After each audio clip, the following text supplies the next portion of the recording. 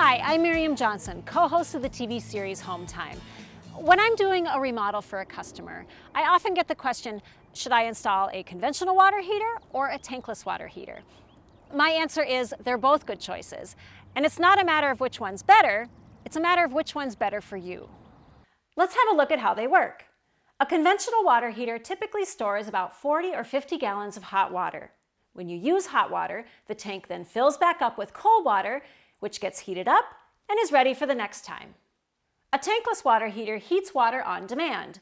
When a hot water tap is turned on, cold water travels through a pipe into the unit where a burner element heats the water. As a result, tankless water heaters deliver a never-ending supply of hot water. A conventional water heater is a lot less expensive to purchase and to install than a tankless unit.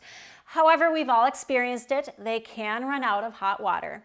Plus, in some parts of the country, water heaters are located in the attic. So if that baby bursts, you've got water flooding your whole house.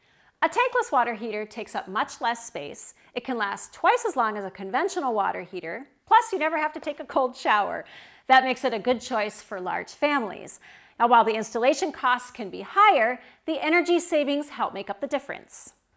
The bottom line, I recommend consulting with a professional to fully understand your options. If you need help deciding which water heater is best for you, give us a call. We'll be happy to help you out.